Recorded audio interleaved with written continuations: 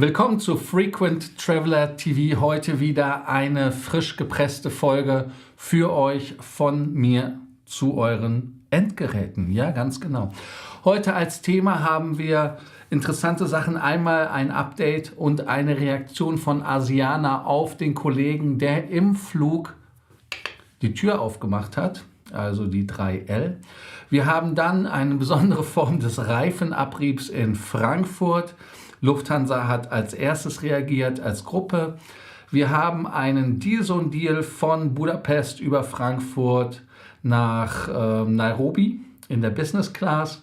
Wir haben heute natürlich auch noch ein anderes geiles Thema, und zwar Marriott. 2 Nächte, eine Freinacht bekommen, ist aber targeted. Ich habe sie bekommen, Gott sei Dank, als Titanium. Wir haben, was haben wir denn noch alles? Wir haben so viele Themen, die wir besprechen wollen. Lasst uns da direkt einsteigen. Und zwar, denkt dran, den Kanal zu abonnieren, Glocke, Like, ihr wisst das ganze Spiel, unten kommentieren. Und dann haben wir natürlich ein neues Kanalmitglied. Grüße an Malte. Ich weiß jetzt nicht, ob du die Sendung heute verfolgst persönlich, aber wenn du später schaust, fühle dich gegrüßt. So, Asiana-Vorfall. Wir erinnern uns ja an diesen Asiana-Vorfall. Ihr wisst ja, worum es geht. Ich gebe euch noch mal so ein bisschen hier auf die Augen, wo ihr noch mal seht, wie es aussah, als der Kollege seine Tür geöffnet hatte. Jetzt ist herausgekommen, dass Passagiere und Crew wohl den Kollegen wieder an Bord gezogen haben auf dem Flug OZ814 von Jeju nach Daejeon am 26. Mai. Alle 194 Reisenden haben den Vorfall überlebt. Wenn man sieht, wie viel Wild und was da los ist, ist das schon krass. Als Grund nannte der Kollege, dass er wesentlich viel mehr Stress hatte, als er verarbeiten konnte, und den Jobverlust. Also ist es psychisch ein Problem gewesen. Interessant ist halt auch, ich weiß nicht, ob man das sagen darf, aber Darwin hätte man da durchaus dann seinen Lauf lassen sollen. Ich weiß gar nicht, wie die Leute überhaupt ihn an die Tür herangelassen haben und dann ihn wieder reingezogen haben. Ich kann mir das alles nicht vorstellen, dass das so glimpflich abgegangen ist. Ihm droht nun eine Gefängnisstrafe von bis zu 10 Jahren und er sagt, dass es ihm nicht leid tue für ihn selber, sondern für seine Kinder. Die Reaktion von Asiana verwirrt doch etwas in meinen Augen, weil Asiana, ach ja, übrigens noch eine Sache, der Sitznachbar übrigens hat gesagt, dass der Kollege neben ihm eine schlechte Stimmung ausgestrahlt hat. Also das heißt, die Aura, Flora und Fauna, die er dort hatte, waren wohl nicht optimal. I don't know. So, als Konsequenz haben die Fluggesellschaften, die Fluggesellschaft Asiana, ihre 14 Airbus A321 jeweils den Sitz an einem der Notausgänge nicht mehr vorzubesetzen. Heißt also, man sagte, dass der Platz 26a in der Konfiguration mit 174 Sitzplätzen in 31a bei den 195er Plätzen aus dem Verkauf genommen werden. Jetzt sagt ihr, auf der anderen Seite sind diese Sitze ja auch. Ja, das ist durchaus richtig, aber auf der anderen Seite sitzt eine Flugbegleiterin oder ein Flugbegleiter. Heißt also, da kann jemand direkt eingreifen. Deshalb ist das da nicht möglich oder nötig. Und das ist auch der einzige Sitzplatz, der relativ unkontrolliert ist, wenn ich das so richtig rekapituliere. Es gibt ja natürlich noch die Overwing Exits, aber hey. Who cares? Das sind die Reaktionen. Hier könnt ihr natürlich jetzt kommentieren, was ihr davon haltet und inwieweit ihr dort damit à jour seid und sagt, besser den Sitzplatz nicht vergeben. Ich finde es persönlich etwas over the top, weil man natürlich sagen muss, dass es ein riesiges Problem ist in meinen Augen. Ja, für einen Idioten viele Leute einfach als Problemfall dazulassen, weil wie viele Leute fliegen denn jeden Tag mit einem 321er an so einer Türe? Wir haben ja eine ähnliche Türe bei der Lufthansa in der Reihe 11 oder 10 ist das beim 321er, ist die Zweiertür. Also abwarten, wissen wir nicht genau. Nächstes Thema ist auch ein unschönes Thema, eher sogar im Bereich unappetitlich, wenn man ganz brutal ist. Die Freunde der Vereinigung Cockpit möchten von der Lufthansa, dass man ihnen ein verhandlungsfähiges Angebot vorlegt. Heißt also, man möchte, dass man dort jetzt mit den Lufthanseaten an einen Tisch kommt und das Spiel auf Zeit aufhört. Unter anderem geht es um den Belastungsschutz, bessere Vereinbarkeit von Beruf und Familie sowie um neue Vergütungsstrukturen und Gehaltsregelungen. Wichtig an dieser Stelle ist natürlich, dass die Lufthansa, wenn sie auf Zeit spielen, auch auf unser Konto spielen, heißt also Streiks. Denn es geht auf eine Eskalation zu. Das ist natürlich eine Eskalationsstufe. Lufthansa erzählt was von Gewinnen als Konzern und bla und blub. Und die Friedenspflicht endet für die 5000 Pilotinnen und Piloten am 30. Juni. Das heißt also, diesen Monat ist Ruhe, am 1. Juli ist Heckenbrand angesagt. Rein theoretisch unmöglich. Als Lufthansa und als Pilotvereinigung Cockpit haben wir uns im letzten Sommer ein neues sozialpartnerschaftliches Miteinander als Ziel gesetzt. Jetzt wird es Zeit, den Ankündigungen Taten folgen zu lassen. Wir erwarten von Unternehmen nun dringend ein verhandlungsfähiges Angebot. Das fordert der Kollege Groß, der ist von der Vereinigung Cockpit logischerweise. Was ist eure Meinung dazu? Ist das ein Spiel auf Zeit? Hat die Lufthansa kein Geld? Hat die Lufthansa dort böses Spiel vor? Oder ist die Vereinigung Cockpit diejenigen, die da ein böses Spiel vorhaben? Ich bin mal gespannt auf eure Kommentare. Mich persönlich stört einfach nur, dass es wirklich wieder gestreikt werden kann und damit die Flüge halt nicht on time stattfinden können und wir dort benachteiligt sind. Wo die Lufthansa benachteiligt ist, ist in Frankfurt. Und der Flughafen in Frankfurt, der ist ja ein lustiger Flughafen, vor allem mit der Nordbahn, mit der Westbahn und so weiter. Jetzt wurde die Nordbahn, ich will nicht sagen in einer Rekordzeit, aber man wollte die Bahn für 2 Wochen sperren, hat es dann einen Tag schneller geschafft, hatte die Bahn quasi mit einer neuen Anti-Skid-Oberfläche versehen. Das heißt also, dass die Flugzeuge weniger rutschen. Aber, und jetzt festhalten, da müssen wir uns mal kurz das Bild reinziehen. Habe ich das falsch eingestellt? Hier habe ich das eingestellt. Nee, wo habe ich das denn hingetan, das Bild? Ich habe euch extra das Bild reingezogen. Ist das hier? Hier ist das Bild doch. So sehen die Reifen nach der Landung aus.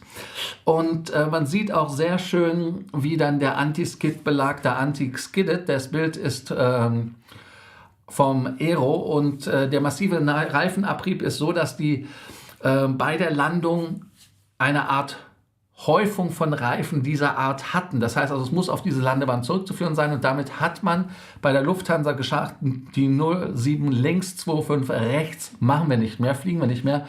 Und die DFS und Fraport haben gesagt, dass die Landebahn für Flugzeuge dann komplett gesperrt worden ist. Die Lufthansa-Gruppe hat ja gesagt, aus Lufthansa-Sicht sei es ein Sicherheitsproblem, dass sie diese einfach nicht mehr einsetzen werden. Und deshalb musste natürlich da die DFS und die Fraport reagieren.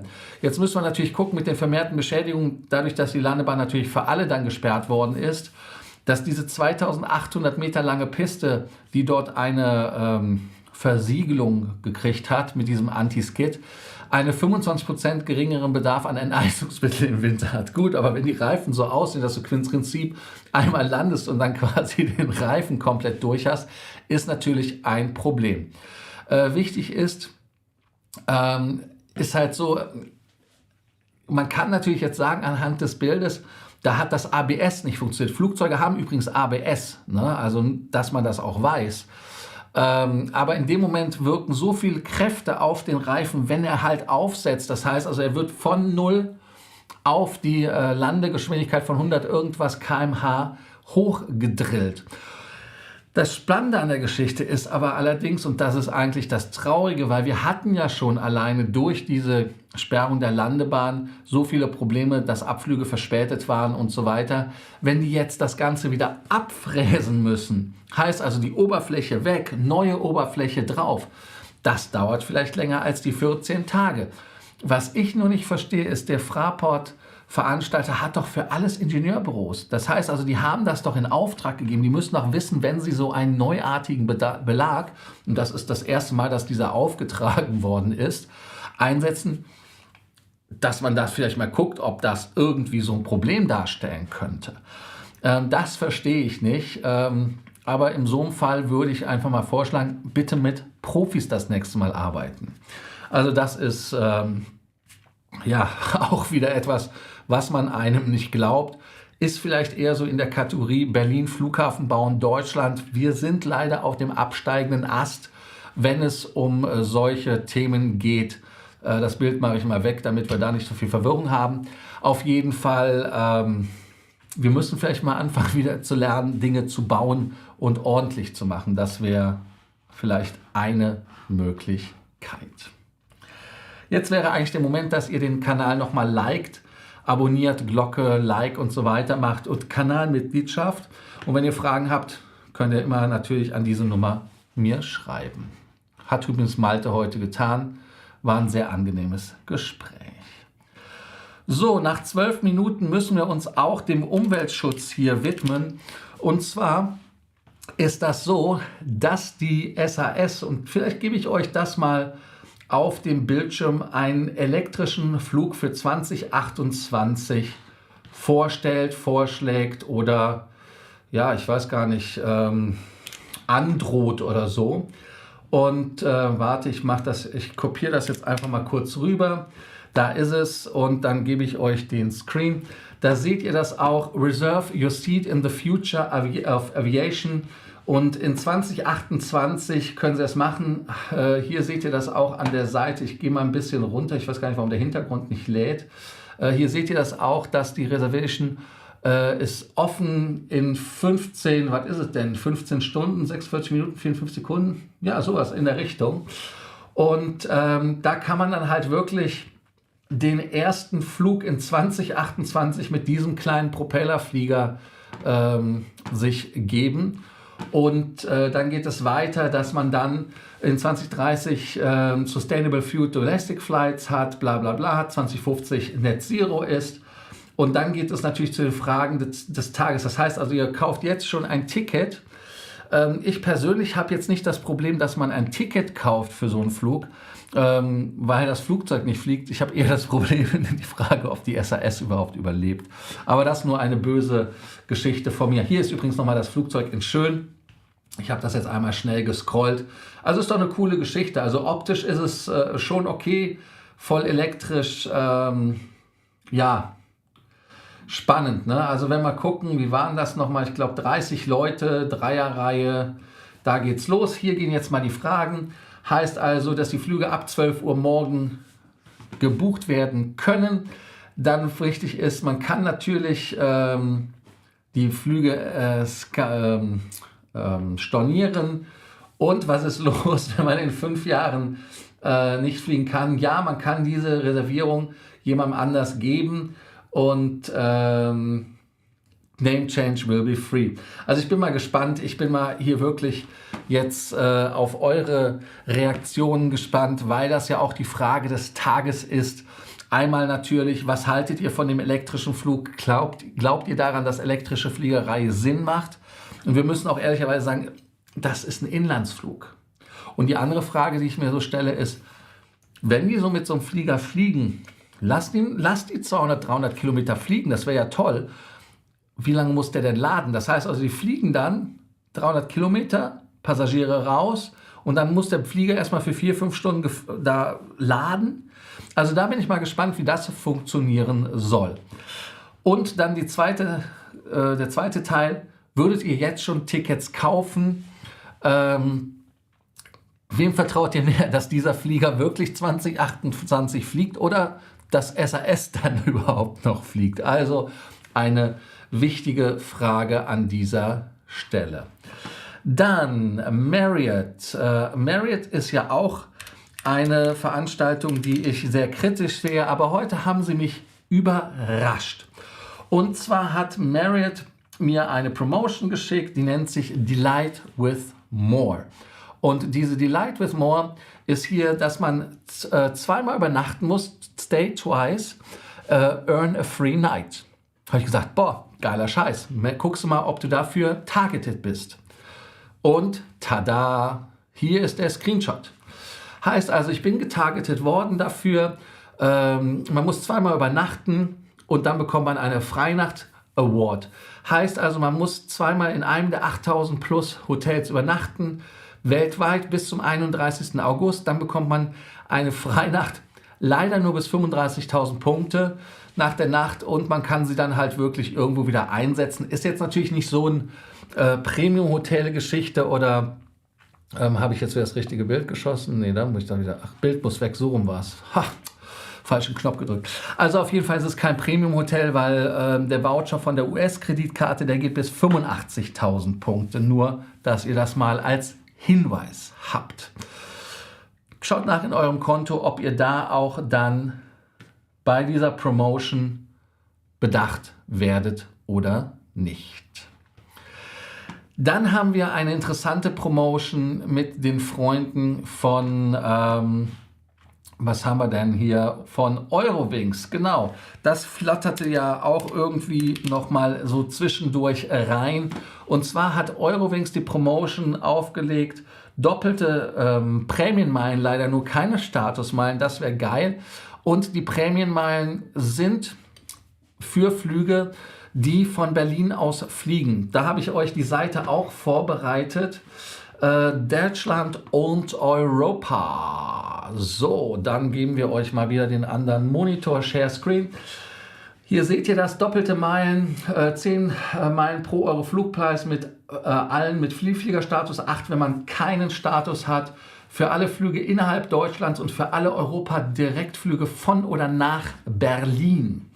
Heißt so, wenn man sich angemeldet hat bis zum 30.06., das ist der angegebene Link, muss man auch bis zum 30.06. buchen.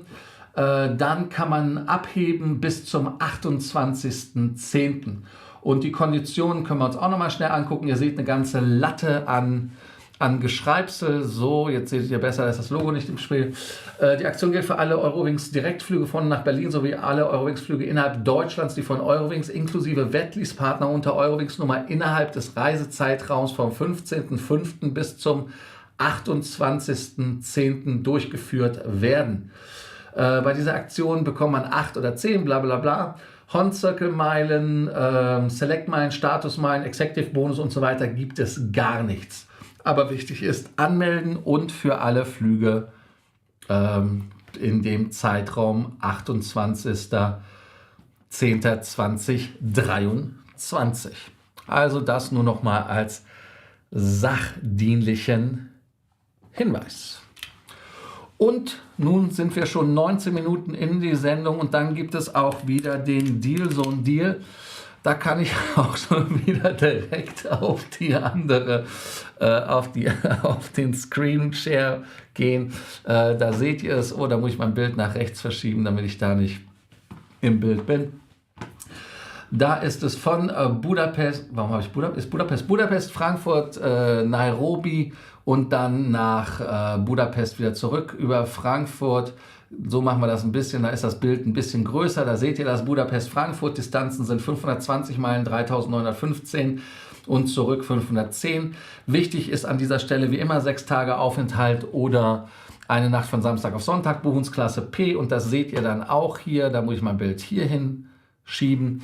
Hier habt ihr das dann auch nochmal alles schön mit Air China 14.306. 11.112 mit Singapur, 9.352 mit Lufthansa Miles & More und SAS. Allerdings kommen bei Lufthansa ja noch Executive Bonus dazu. United Airlines 8.890, genau wie Thai, Copa und Latam. Air Canada 8.370, 6.222, All Nippon, Cathay 1.038. Beim Türken Air New Zealand, South African, Äthiopien, EFA, Asiana und Aegean sind es 0 Meilen, 0. Das war der Dienst am Kunden an euch mit einem Dealzone-Deal. Und jetzt gibt es natürlich nochmal meine Erinnerung für die Frage des Tages. Wie sieht es bei euch aus, wenn es um elektrische Flüge geht? Habt ihr da Vertrauen? Habt ihr kein Vertrauen? Und auch, würdet ihr ein Ticket jetzt schon kaufen? Heißt also, das Geld der SAS geben, die vielleicht dann wieder Chapter 11 macht oder so, ne? Also alles schwierige Entscheidungen auf den morgigen Tag verschieben auf Freitag. Also, da bin ich mal gespannt, was ihr davon haltet. So, dann gehen wir auf eure Fragen ein. Und dann geht es auch mit dem ersten Kommentar schon los. Hallo Sven, hallo die Frau Ahlert, hallo der Frank, hallo der Bernhard, hallo der Jörg. Der Frank schreibt schon, jetzt erkennt auch der Letzte, wie fragil die Infrastruktur eines Flughafens ist. Die 18 konnte gestern wegen Wind nicht benutzt werden und jetzt auch noch die 071125 gesperrt. Ja, das ist ein Riesenproblem. Das ist so. Aber wenn die Reifen da so malträtiert werden, dass sie auch ausgetauscht werden müssen, beziehungsweise platzen können, ist mir das lieber, dass man das Problem angeht, als dass man sagt, nee, lass die mal landen, damit haben wir weniger Verspätungen. Hallo Matthias, hallo Thora, hallo Guido, hallo Frank. So, Frank Doms und Frank Stechemesser. Ich sage einfach die Frankies. Zur Frage des Tages bestimmt nicht. Wer weiß, ob ich 2028 noch lebe. Na komm, also da hoffen wir doch mal nur das Beste. Also da bin ich jetzt nicht, nee. Also so negativ zeichnen würde ich das nicht. Die Frage ist eher Flugzeug, ja, dass das fliegt, und das andere ist, also zugelassen und so weiter. Und die andere Frage ist, SAS, gibt es die dann noch? Das wäre mein Problem. Nicht, ob du am Leben bist. Das ist doch natürlich. Hallo Ronny. Hallo, Grüße Roland. Grüße aus Rauris nach Rauris. So ist das richtig. Dann, ja, danke für den Hinweis. Wie muss ich das nachmachen? So? Ich weiß gar nicht, wie ist das? So, hallo Thomas, hallo Tore nochmal mit einem Hinweis. Genau, Deutsche Bahn ab 6. Juni der ersten Klasse keine kostenlosen Sitzplätze im Supersparpreis mehr. Ich finde das eine Katastrophe. Im Gegenteil, ich bin der Meinung, dass man in allen Kategorien der Deutschen Bahn, wenn es um ICE geht, eine Sitzplatzreservierung haben muss, ansonsten kein Zugticket bekommt. Das wäre in meinen Augen das, was man tun müsste. Der Thalys ist da ein Beispiel.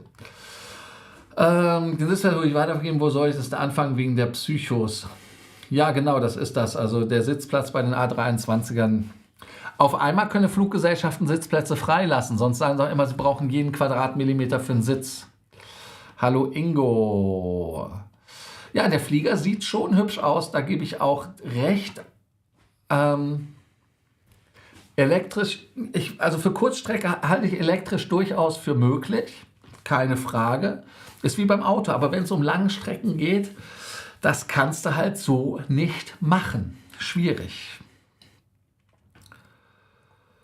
Dann, ja, vielleicht wollen die auch nur 30 Tickets verkaufen für den Erstflug. Also ich weiß nicht, ob das jetzt so ein Werbegag ist. Und wenn das halt 30 Sitzplätze sind, die sie verchecken, dann halte ich das eher nicht in dem Aspekt, dass man dort irgendwie Geld einsammeln will, sondern eher halt Folklore. Wenn die jetzt aber anfangen, da hunderte von Flügen einzutickern, dass man die verkaufen kann, dann ja.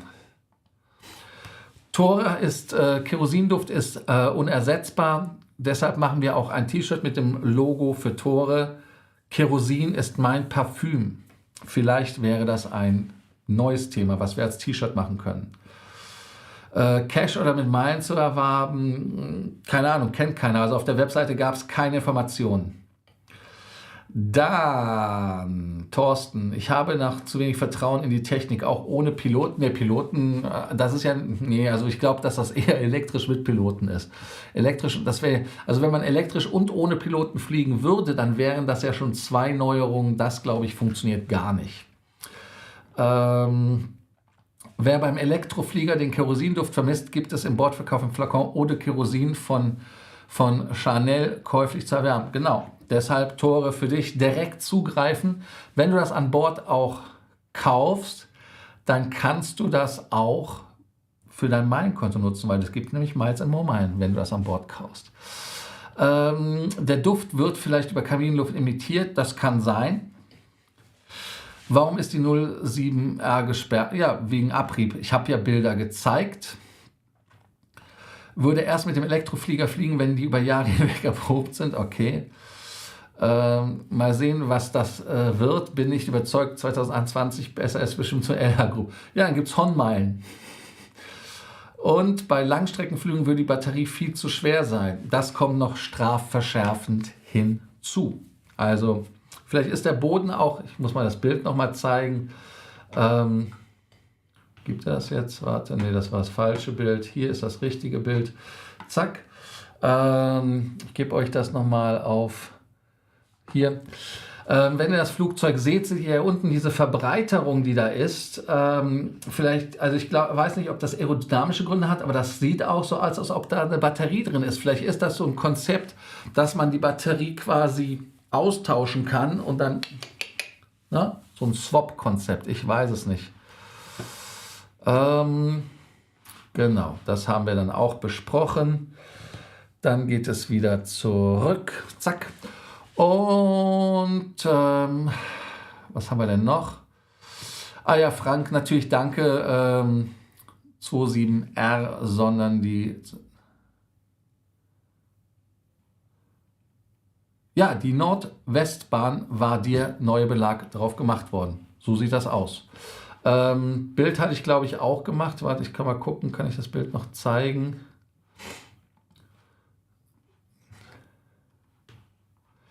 Da ist das Bild. Oh ja, das kann noch weg. Moment, zack. Gucken. Ui, ist jetzt ein bisschen pixelig, aber da seht ihr die Bahn. 2,5 rechts und 0,7 links. So sieht das aus. Nur damit ihr es mal gesehen habt. Ja, wunderbar. Dann haben wir die heutige Sendung wieder abgearbeitet, sind nach 28 Minuten durch. Ich danke euch, dass ihr Frequent Traveler TV geschaut habt. Seid morgen auch wieder dabei, wenn wir mit Frequent Traveler TV die neue, frisch gepresste Ausgabe für euch bringen. Denkt an, den Kanal zu abonnieren, die Glocke anzumachen, ein Like dazulassen und vor allem ganz, ganz wichtig, unten kommentieren. Und wenn ihr es noch nicht getan habt, schaut euch die Meilen-Highlights an. Ist leider, naja, trostlos weiß ich nicht, aber es ist semi-hübsch. Also, bis dann, danke, ciao, bis morgen und jetzt raus hier. Bis dann, ciao.